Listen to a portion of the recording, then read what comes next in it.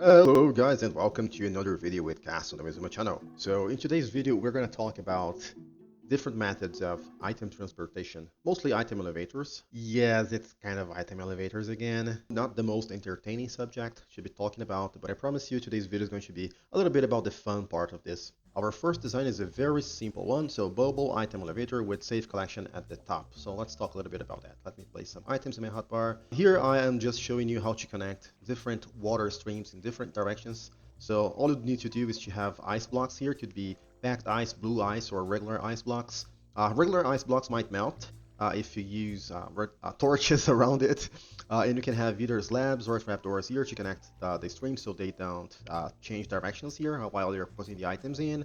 And by the way, let's throw some items inside the system. Once the items arrive here, you just need an opening here, a trapdoor to hold the water back, soul sand at the bottom, and then a bubble column here can be as high as you want.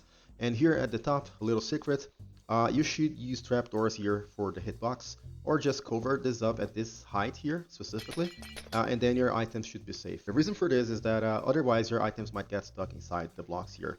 This problem, by the way, was incredibly improved or fixed, I would say, by Nambo MC, who now works at Mojang. Thank you, Nambo. Of course, here I'm using a glass pane here, not absolutely necessary, but yeah, just a hopper, a chest. And the advantage of this specific design is that you can drop a bunch of stacks all at once, and it's capable of transporting a lot of items at the same time. But in the end, you're gonna have to put those items inside hoppers, and hoppers are not all that fast. See, all of the slots are full now, and if more items keep coming, this would get full and the items would eventually despawn. Next up, we got the bubble item elevator using minecart container plus return. Not a fun name, but this is actually where the fun starts. Let's take a look at it. Looks a little bit more complicated than the previous one, but this one uses a minecart. Let's place some items inside it, hit the button, and you can see that the minecart gets quickly transported upwards. We already got another minecart there, and the items are currently being unloaded to this chest here. This setup is capable of transporting almost 47,000 items at the same time, or up to this limit if you fill this up with shulker boxes full of items themselves. And yeah, the way it works is the minecart gets inside the bubble column, and then there is a lava cauldron up here. And this setup, I think, was created by a bunch of people. I think Virgin and Inspector Talon. I don't know if more people were involved in this design, but this is a really smart design that allows us to separate the minecart from the items. So as you can see here, I don't need any extra redstone running up here. As you can see, we are able to separate the shulker boxes, which are the contents inside the minecart, from the minecart itself.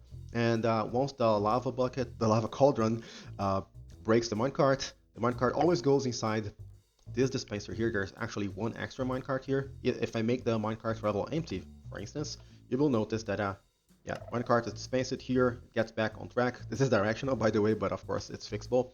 And then this is how everything works. And yeah, no items here.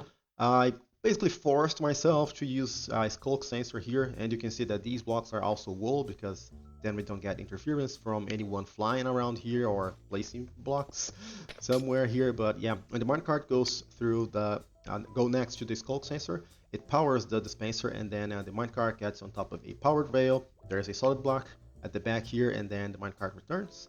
And no more redstone is necessary up here. We just use the scaffolding here, so the minecart goes through it. Let's see this happening. So the rails are already powered. Yeah, cauldron, lava cauldron does what lava cauldrons do. This is the setup created by the guys, and then we get all the items stored here inside our chest. Next up, we got a dry item elevator with safe collection at the top. So yeah, this is the design I made some time ago, months ago actually, but I never made a video about it. Some people already know about the tricks I'm using here, but I never really talked about it. We're using a little bit of redstone here, but it should be the simple stuff. So we just have to place our items here. A clock gets started on demand, and the items go through solid blocks. Those blocks need to be full blocks. They don't need to be glass at all. It could be stone, for example. And up here we use a little trick with the chest here, and then the items are able to go outside of the tube here. And the idea is not using water here. This is why it's called a dry item elevator, like we're using here. See, the water at the top is important in this design so that the items get out of the tube and get directed to the hopper. But here we are not using any water, and this is because this is something you might need to use in the nether dimension, because you cannot place water in the nether. If we look inside the chest, Just kidding, guys, because of course, you know, I'm absolutely silly. But yes, this chest can be empty. By the way, it could be a honey block as well. Also works. Let me show. How can I break this chest without destroying it? Okay, set block, air.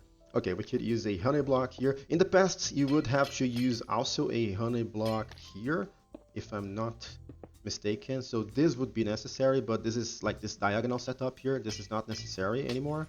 You can just have like solid blocks all the way up to here and just have a known full block here where the items are supposed to move out of the tube. And this works actually because the size of these blocks, such as chests or honey blocks, is smaller. So the hitbox is smaller. So the items somehow sense how this works, and then they drop out of this. In my tests, these seems to work 100% of the time. There's no loss of items here. And of course, you need to build this little protection around it with the yellow blocks here. Just make sure that this block right here is a air block. Alright, and the chests, yeah, they are the cheaper option here. And once again, this was made possible because Namebone MC changed the behavior of random things that come out of droppers, so that this is a lot safer now. And the redstone, I don't know if it requires a tutorial, so let me show you what's going on here.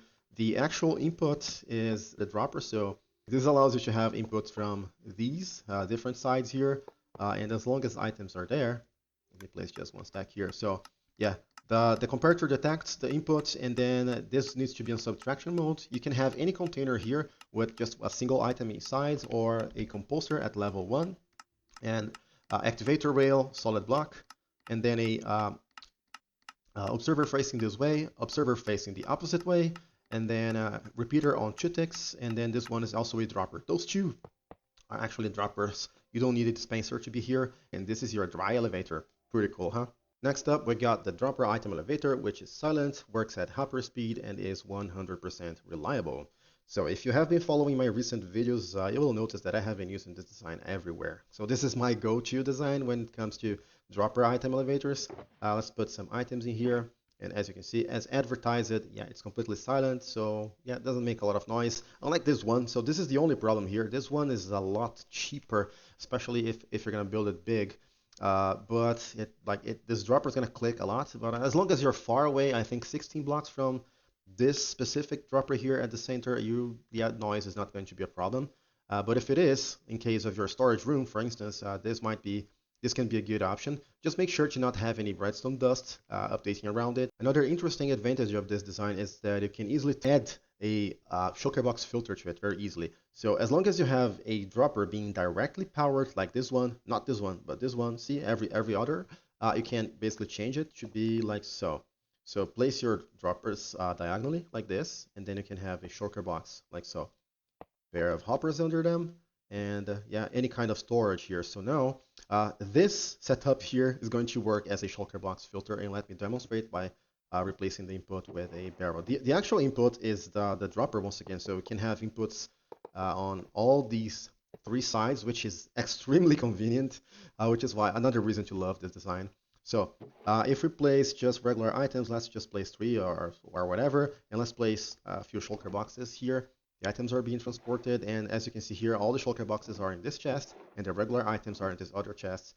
And this is very easy to make and very useful in survival for your storage system. Next up, we got the one wide tileable dropper item elevator hopper speed 100% reliability, which is this one. This design is basically this same one that I just showed you, but tileable. So I made it 1 wide.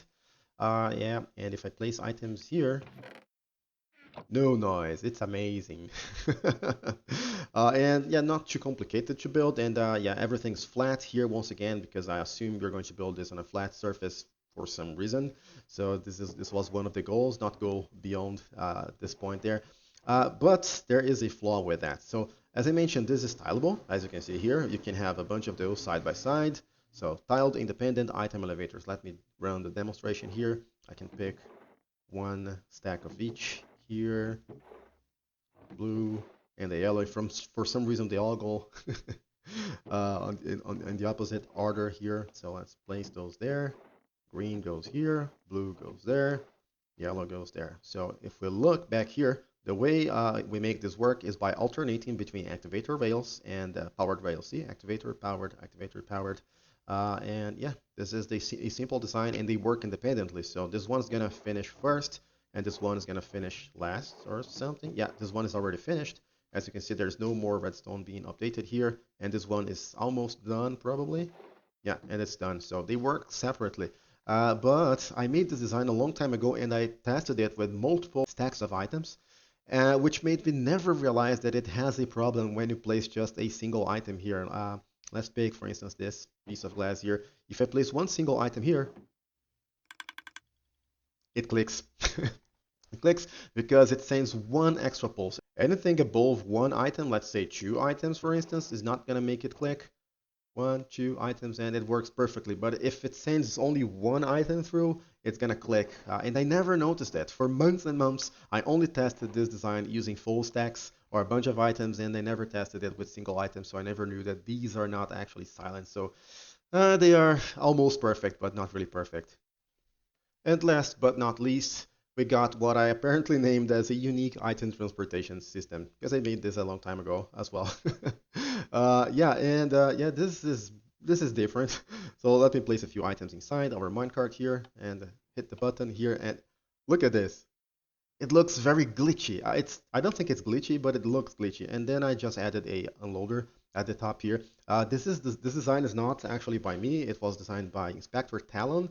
And yeah, I just made a few changes here to make it a little bit more compact. Here, what we're using is mangrove roots. Yes, because those allow rails on top, and the leaves can be waterlogged, but they do not allow rails to be on top. And as you can see, the system's done unloading the items. And let's check on the double chest here. And I haven't tested it, but I think it's stylable as well. And let's look at this working once again. Let's place maybe just 5 items inside it. Okay, hit the button. We could also use the fast unloader with the lava cauldron. But yeah, it unloads, and then it gets detected, and then it goes all the way down. So this is a mud brick wall. Just any kind of wall is gonna work here. As you also need a wall here, or else you would need to make this minecart go a little bit slower here. But yeah, this is pretty cool. The way it works looks pretty amazing. And yeah, it might be useful. Might be something you could use on your world. And the mechanics are pretty interesting. If you want to know more about how these work, maybe check Spectre Talon's channel. I will add a link in the video description for you guys. Yeah, and I think these are most of the things I know about item elevators and item transportation in Minecraft, at least vertically. As always, we got a lot of people to thank from the technical community, and hopefully this video was entertaining enough for you. Make sure to show some love to every contributor of these designs if you can. Thank you very much for watching. See you next time. Thank you very much to the patrons who have supported me so far. Thank you very much, everyone. Goodbye. See you.